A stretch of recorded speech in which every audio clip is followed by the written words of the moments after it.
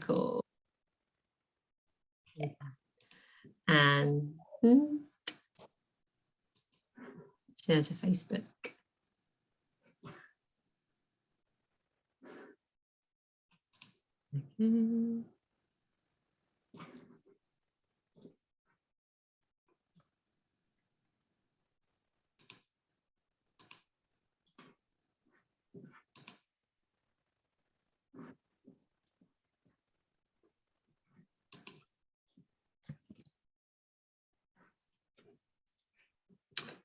Okay.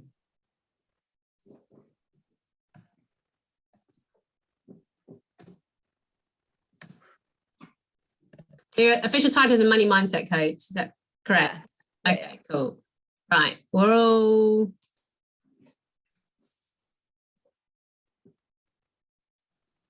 okay. I think like click go live, and we'll go.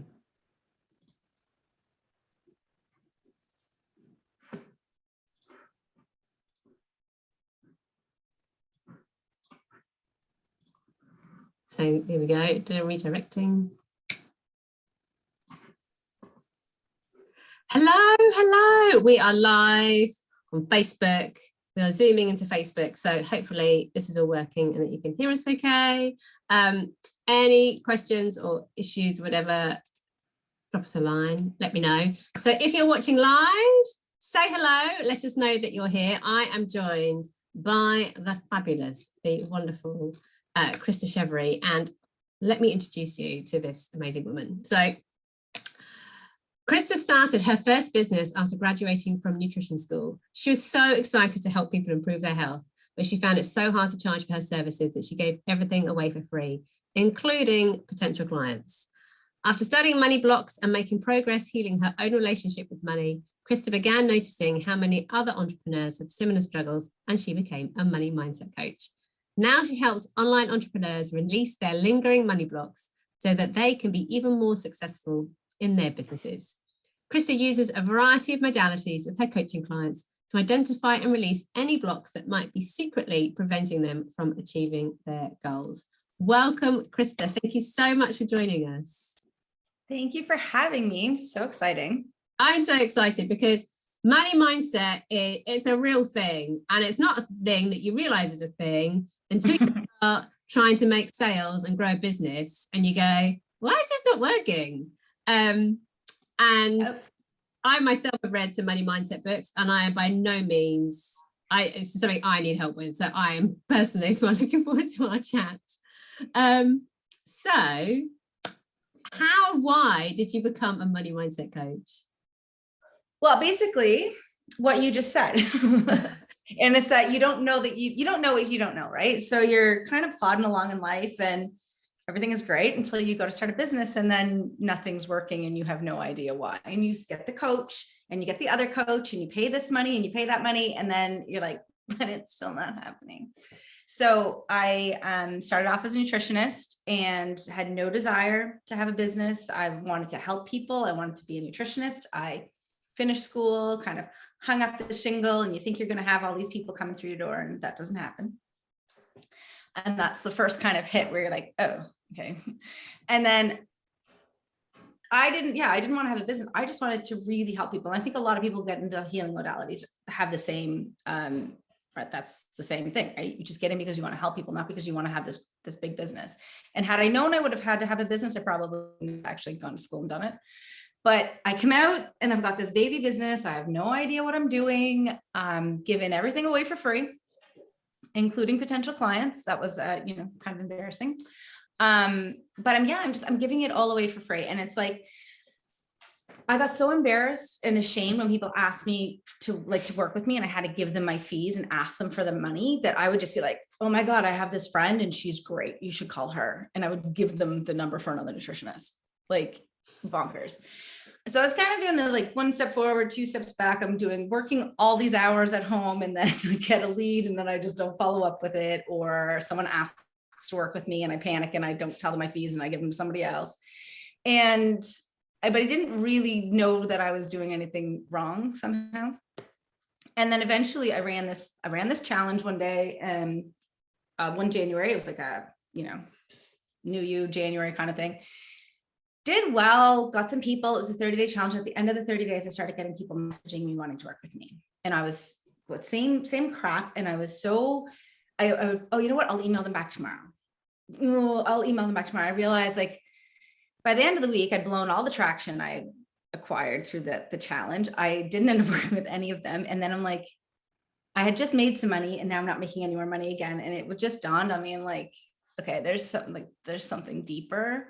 And when I started, I sat down one night with a glass of wine, might have been a cup of tea, pretty sure it was a glass of wine, and a journal, and just trying to like, what is holding me back? Like just asking myself those questions, like, why can't you do this? Like, why can't you move your business forward? And I love asking questions and giving yourself the space to answer, because you have so much knowledge. We tend to just not ask, and we tend not to listen. And the first thing that came back for me was, women shouldn't be successful was the belief that came up, which huge, and also goes against every single fiber of the way I was brought up. So if someone had told me, I bet you it's a belief about this, I would have literally laughed in their face and gone like, no, you're wrong.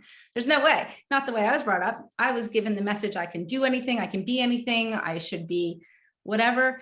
And then I kind of was like in shock, and I asked myself again, and like, why would I believe that? But then the first thing that starts coming up are all these pictures of like the movies in the 80s where the men are successful, they're working in some big city, the only women are secretaries or their wife who lives in the suburbs who's getting cheated on, and he's never home and he's away for business all the time. And I'm like, oh yeah, okay, that makes sense, because I wouldn't want that life.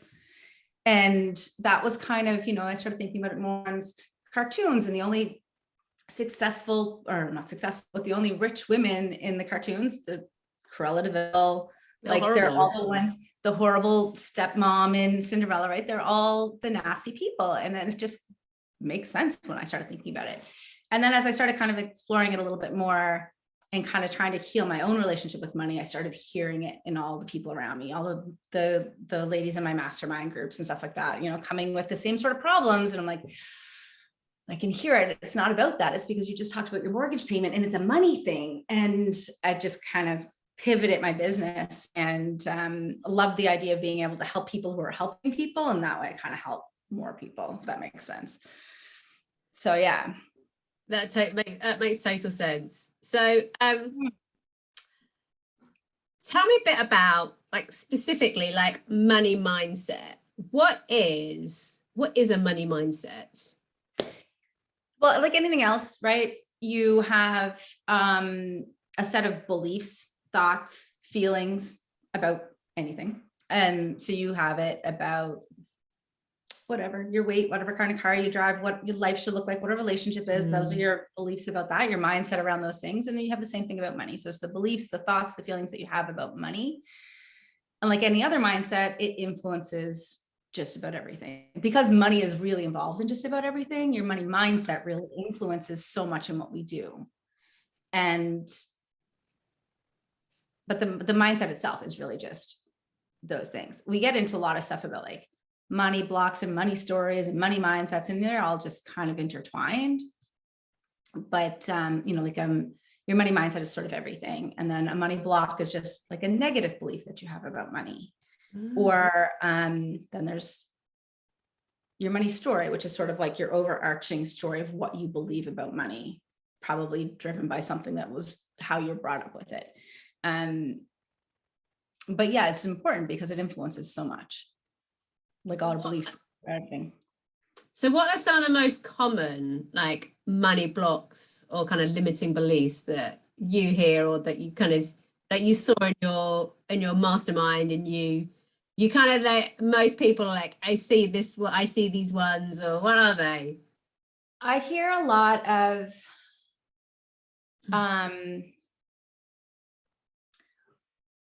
well, I'll do the money ones and then I'll come back to that. There's like, I can't have money and something else. Money in my relationship. I can't have, it's not safe. And it's usually like, it's not safe to be rich. It's not safe to be wealthy. It's not safe to be successful. Safety, I find, is I find a lot of people will use the word safety and a lot of people will use the word shouldn't, but it's the same belief and they just interchange them. So I guess mine was women shouldn't be successful, but I hear a lot of people would have done that the other way and said, like, it's not safe for women to be successful. And it's just, for whatever reason, those words get very, very interchanged, but it's the same belief.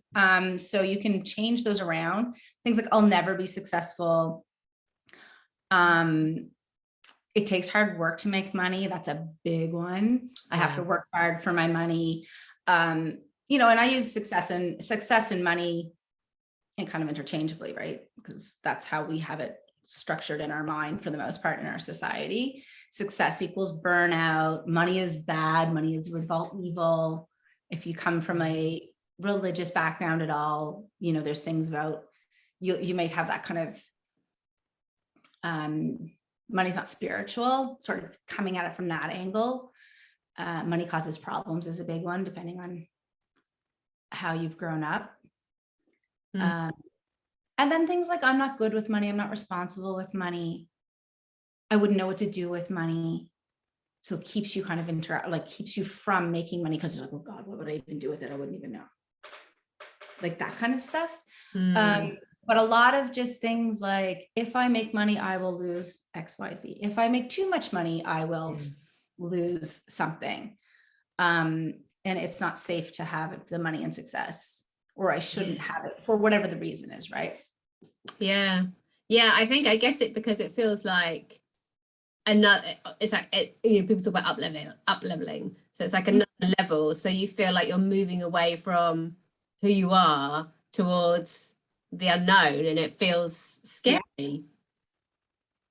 Yeah. And then you might get past it for this level and you're cruising along for a little bit. And then as soon as you start bumping up against that next level, that belief is probably going to come back and resurface in a maybe a different way, or it's going to show up again. And you gotta like, no, it's okay.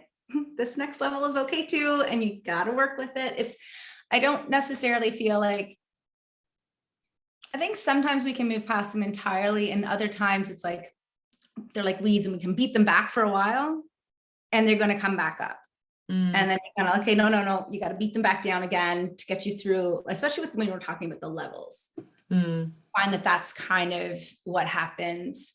Or it might just be a totally different belief that, you know, once you get to this level, there's a new something. Like it was okay to make $40,000 or $50,000. And there was some belief that was getting in the way of that. You got past that belief and now you can make 50K. But there's something else about 100. Maybe you're going to pass your father's income or your husband's income, or that's going to put you in a different sort of economic status than your neighbors. So then that becomes a thing.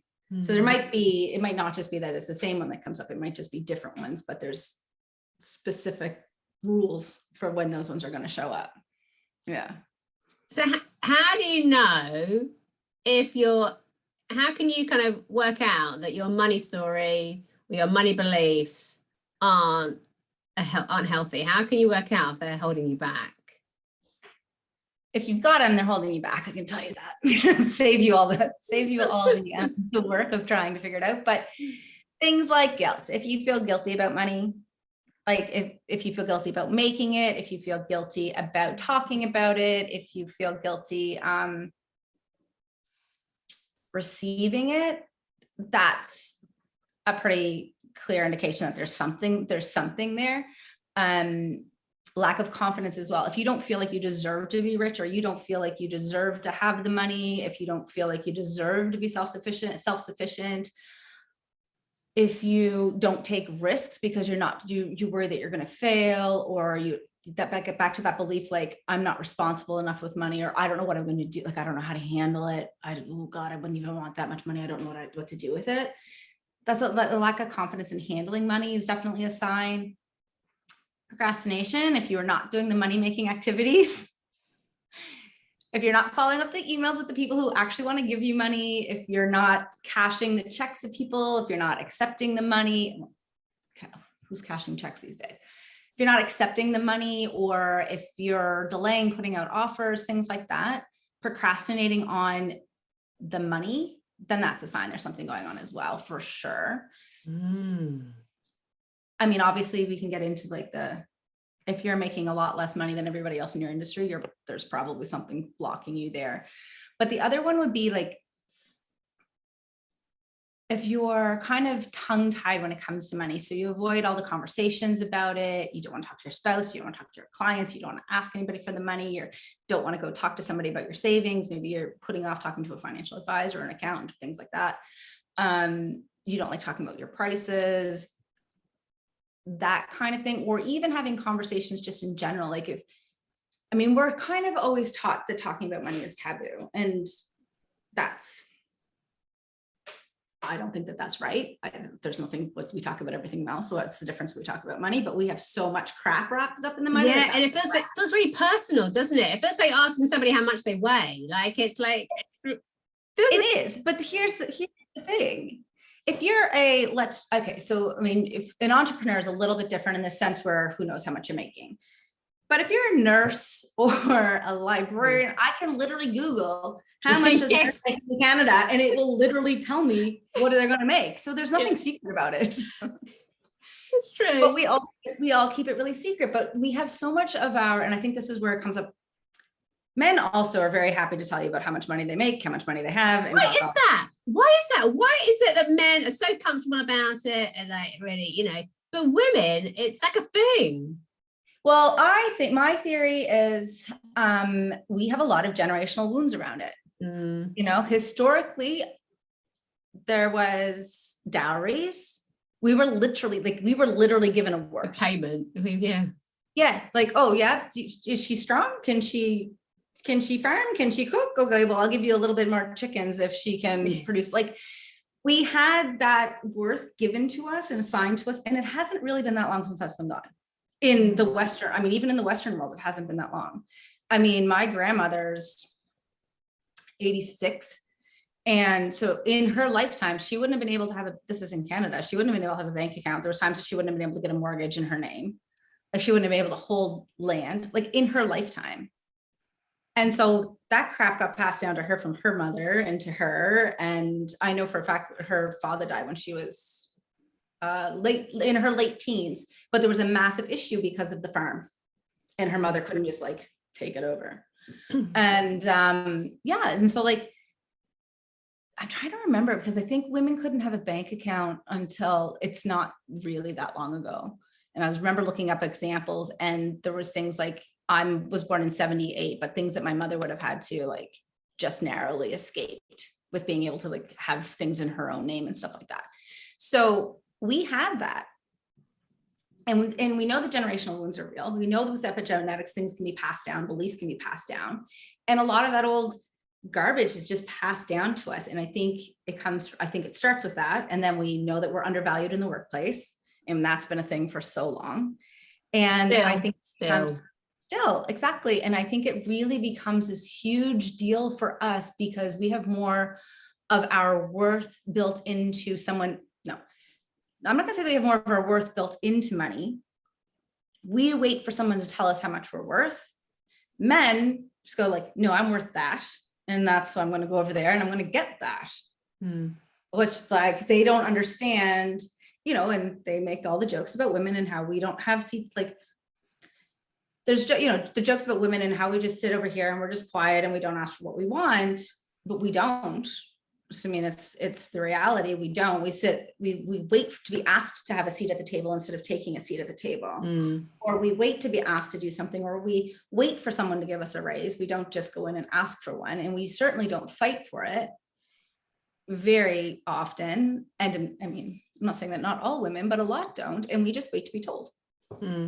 And so with that comes a lot of probably shame and what are there other slew of emotions that comes up with it, because like, well, what if I'm not worth as much as she's worth?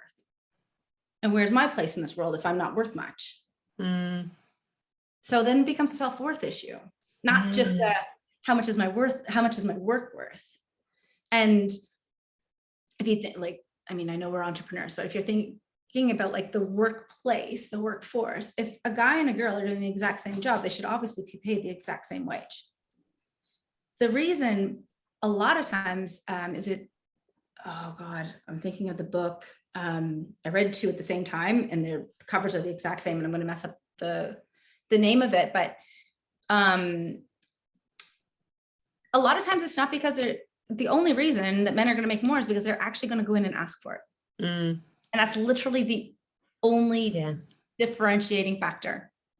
And that's it. Like, my partner has a team under him. And so I hear all the stuff, but they've got a range.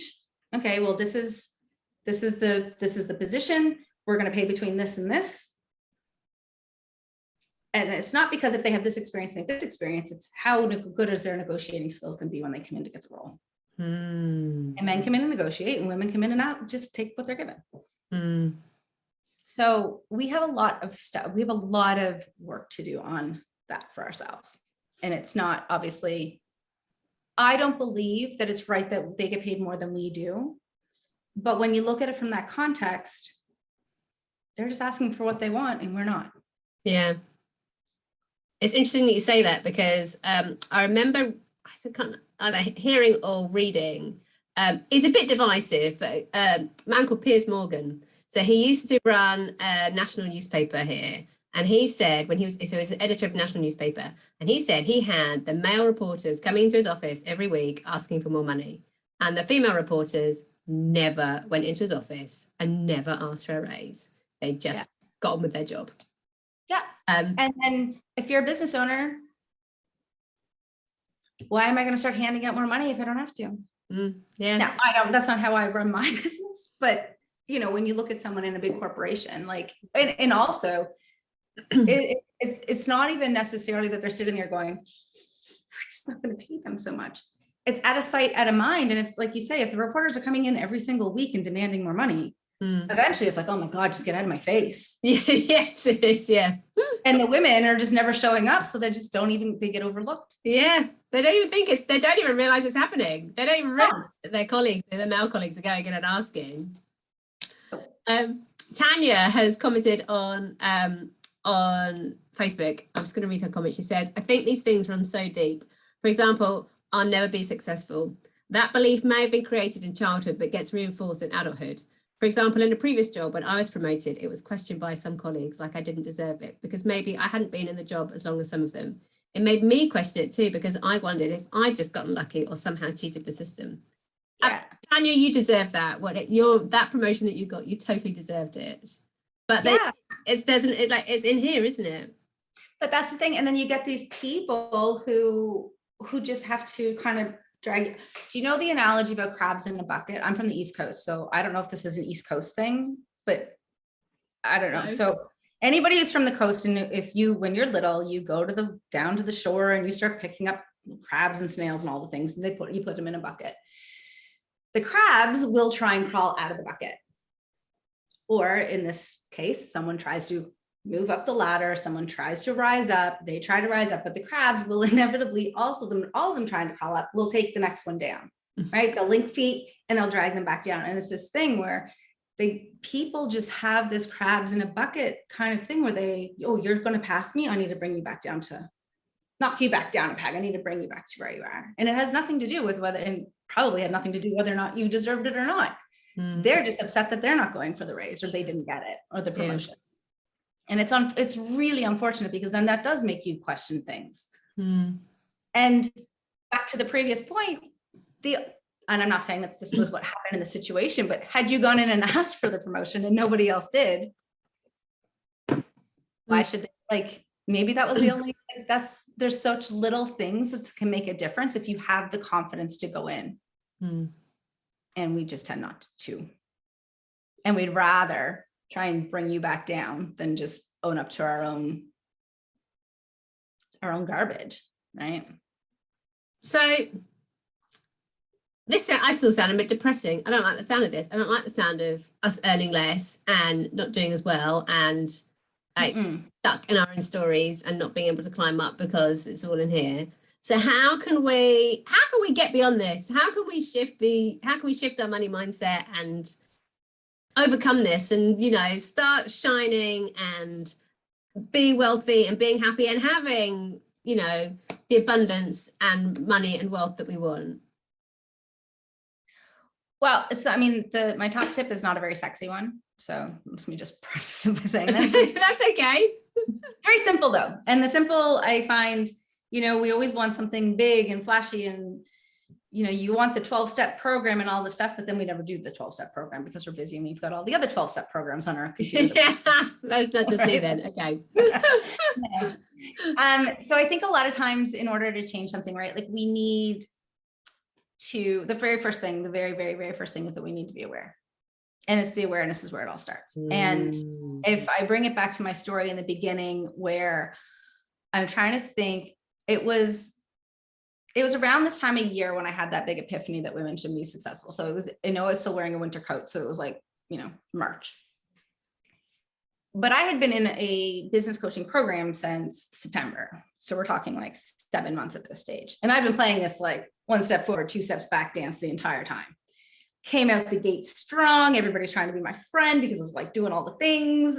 And then I tanked and splat in my face. And so when you look at that, nothing else could have happened. Absolutely nothing could have happened. I didn't even know what a money mindset was. I didn't know that there was money blocks. I didn't know that there was programs out there for that, or books, or any of that stuff.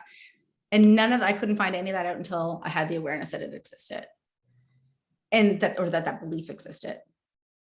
And so it's kind of the same thing. Like, you can't do anything about any of this stuff until you find out that you have one, or I can tell you that you have them, but what yours specifically are.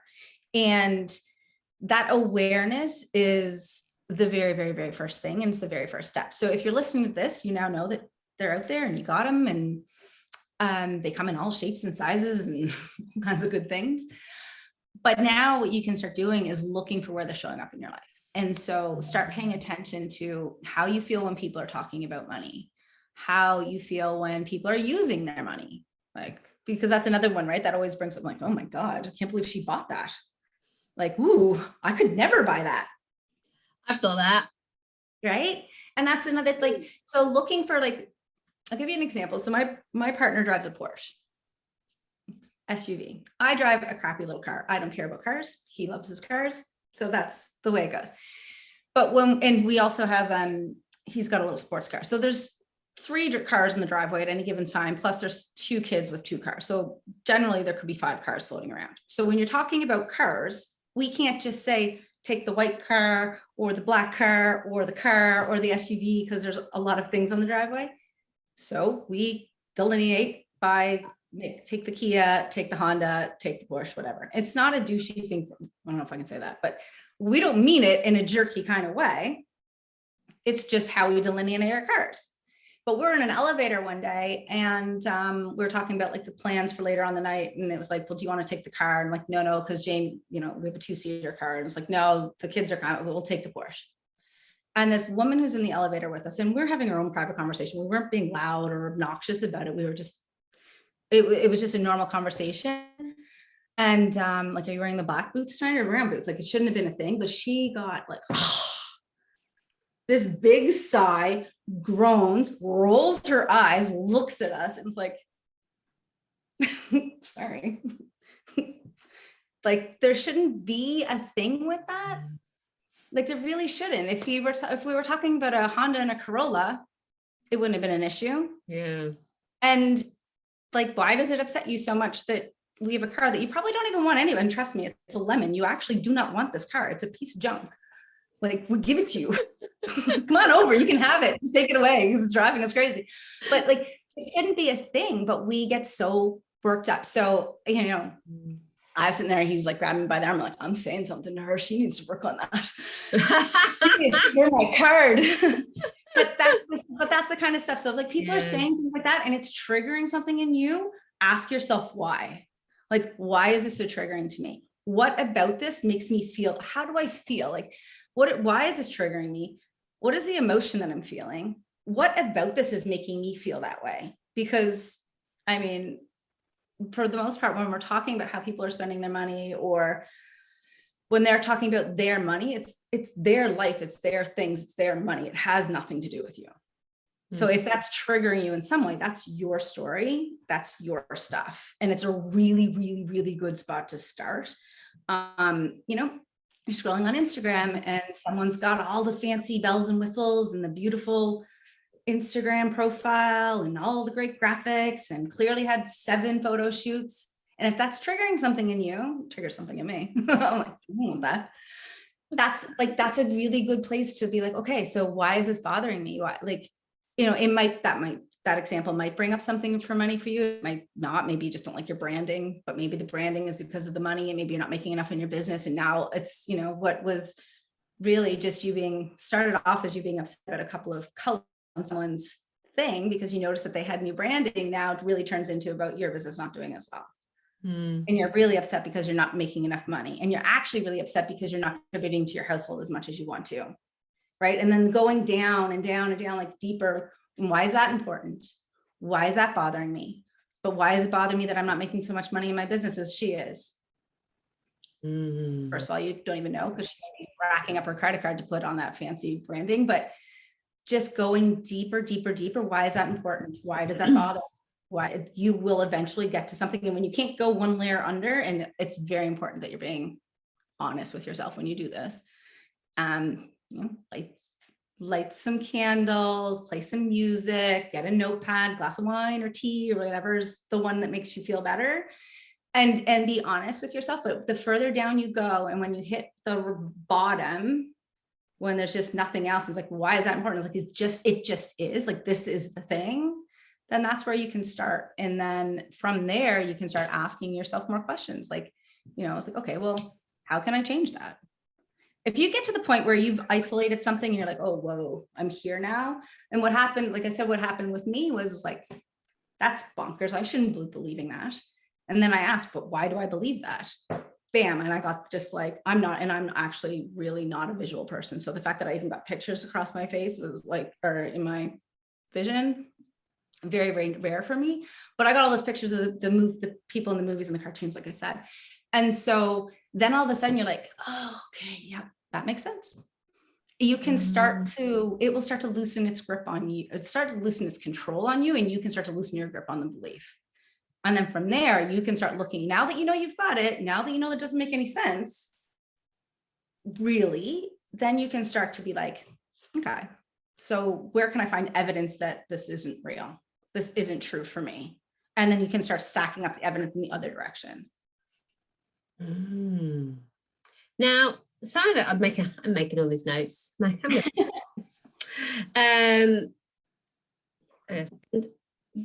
of it though is subconscious. So you're not, so like when you're being triggered, you get that feeling where you're like, oh, this feels uncomfortable. I don't like this feeling. But some of it, you're not aware it's there. So how do you find those beliefs? Well, it's the same thing, right? Because, and this is where you'll probably notice the more obvious ones first, and you'll dig a little bit deeper. And then as you're digging, you're going to start hearing, depends on your learning, right? Maybe you're a visual person, you'll start seeing things. I'm very auditory. So it's almost like words just drop in from my ear, like, oh, what? Okay. It's like someone's talking to me. Writing, I find writing is really good just to kind of access deeper kind of levels of your consciousness. But as you're going, you're going to start to see more, you're going to start to get more, and you'll get the first obvious ones first with the big reactions. Like, you know, when your friend comes in with a new bag and you're like, oh, I wish I had that bag, right? That's a good one. Start there. And then, but as you go down, you will start to get to the more subconscious ones, the deeper levels you go. This is why I'm saying, like, the more questions you ask, why does that make me angry? Why am I jealous of that? Why do I wish I had that bag? Would I even like that bag? No. Okay. Then there's something else there. Because if I don't actually like and want the bag, but I'm jealous that she has it, there's something deeper than just wanting the bag. So you have to be able to ask yourself the question. I mean, obviously you can get yourself a money mindset coach and she can help you. But most of what my work, and honestly, this is my favoriteest thing ever to do, is the digging, right? I call it the digging work, but the digging and digging and digging and digging, because that's when people start to have the breakthroughs. So the more you can dig down, the more those really deep subconscious beliefs will come up. if you're willing, you can be closed off to it and be like, no, I don't know what she's talking about. I asked myself why, I didn't hear anything, but you have to be able to like let yourself go there and really give yourself over to the curiosity. It's not about being right. It's not about being wrong. It's not about you being a bad person or a wrong person or shouldn't be like this or should be like that. Instead, like it's really just about looking at it from an angle of simple curiosity, like, that's interesting. I wonder what that means. So that you aren't shutting yourself off. If you start thinking like, I shouldn't be like this, I should be like that, I shouldn't be jealous of her, this makes me a bad person, like that will really just shut everything down on you. And you'll be like, oh, I don't want to feel like this, I'm going to stop. But looking at it just from a lens of zero judgment and just, that's interesting. And then asking the questions. Yeah. So, and honestly, if like, that's what I do with my clients, I just ask them deeper questions. So you can do it for yourself. You can do it for yourself. but it's good to work with an expert who has seen the patterns before. Yeah. Listen, yeah, I've seen the patterns and I can ask the questions because I can I'm able to go, no, there's something else deeper there. You're like, what happens a lot of times, and I find this is one, right? This happens with the, oh, it's because I'm not good enough. We're all entrepreneurs. We're all been doing the self-help thing for a while. And remember the first time you get to like, oh my God, I have a belief that I'm not good enough. That's so awful. It's the end of the world. And then you feel like all of your self-help journey is done because you got to the root cause. And then you realize, oh, now there's like 1,000 more under there. So I find what happens with clients with me is like, they give me that one and I'm like, that's you're trying to, that's not your final answer. That's not it. I know that there's more, and then I can poke deeper. But you can do that for yourself too. You just have to be able to just keep going and asking. And so once you uncover them, how do you then, are you then like you put like your money, your rocket pack on your back and you're like zooming off to like abundance and money going in? Like what's the like the transformation? What happens next after you've like done your digging? What happens next? After you've done your digging, I ask yourself, like once it gets down, like once you get like, whoa, okay, that's a belief, right? Ask yourself, why do I believe this? Maybe you're going to see pictures of something that when you were a kid, you're like, oh, so, most beliefs are formed before the age of 7. Well, different kind of beliefs, but like these core wound beliefs, we'll call them, formed before the age of 7. And so maybe you were playing, maybe you're 3 years old or 2 years old, and you're playing in the room with your dolls. Your parents, obviously not even paying attention that you're listening or that it's a problem. They start talking about the bills. They get into a bit of a fight. It's not a big deal. No tears are shed. That's just one thing. You're like, oh, okay. Then the next time they're, stress is a little bit higher and they get into a bigger fight about it. And now you're like, no, there's, you know what? Money causes problems. Money causes fights. Money is stressful. Maybe you grew up in a house where money was stressful. So you're just getting incidents after incidents after incidents after incidents of this, examples of it. And now you form that belief. You're 2 years old. You've never even touched money. You don't even know, but you've decided because at that age, you're taking in the world around you and you're making your decisions on how you're going to believe because that's what you have to do. And from there, you've got this belief. You carry it around with you for your whole life. So maybe when you're asking yourself, like you get to something, why am I upset about that? Why am I upset about my husband spending that money? Well, because money is scarce. And I know money is scarce because my parents used to fight about money being scarce all the time when I was a kid. But then you get them like, but you're upset. He made a purchase. He didn't ask your permission. It was a lot of money. You're upset. Like, but is it scarce? Like, is that true? Is that even true for you now? It was a lot of money. He didn't ask your permission, but did he go into debt to make that purchase? Was it a good purchase? If you can put aside the feelings and ask yourself those questions. So the first question you want to ask is like, is it true? Is it true for me right now in my life? Is this true? Or is this a belief that I'm taking from somewhere else? Is it even my belief? Or is it something I heard for so long? And once you start doing that game, and it's really just about dissecting your beliefs down, but the more you can do that, the more you can let go of them. Yes, you can put it on a rocket ship and send it to the moon. I think that's Tony Robbins does the thing where you put it in the backpack. Oh, is it? Yeah, he does it. Yeah. there's a Tony Robbins video. It's an old video for sure. And he tells this woman, like, she's got all of these, the weight of the world's on her shoulders. And he tells her to put it in a bag and then send it to the, just send it away. And you literally see her go from being like so weighed down to just being lifted up. So you can do those things too. And that's a good one. I find really the asking, is it true? Is this true for me? Does this have to be true for me? Like, do I need to keep this belief? What would my life be like if I didn't believe this? What could I do if I didn't believe this anymore? And then there are times when you'll be like, no, I still want to believe this, right? There's something, but it's a bigger thing then. You're like, you're asking yourself the questions, is this true? Like, no, it's not true. Does this need to be true for me? No. Could I let this belief go? Sometimes you'll be like, no.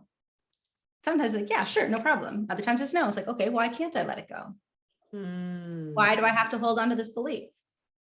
What does holding this belief do for me? It's part of your identity. And that's exactly, you start getting into this. Another question that I like is like, what does this, when you don't want to give it up, is what does this belief do for me?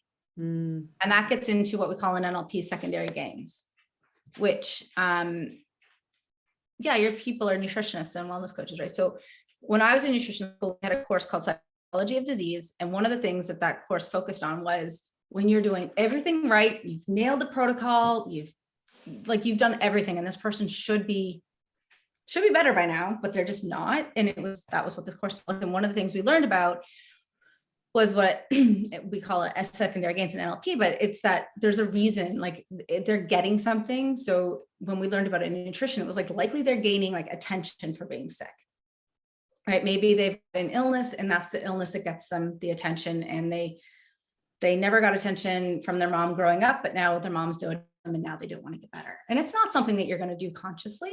It's obviously a subconscious thing.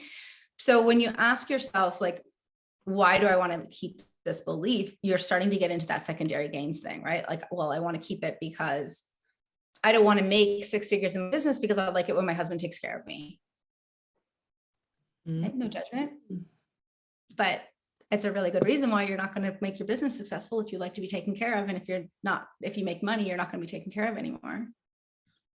And I mean, like, there's certain, one of the other things I use in my coaching is called money personalities. There's certain personalities that like to be taken care of. It's not even necessarily that they like to be taken care of. They just really don't want to have to do anything to deal with money.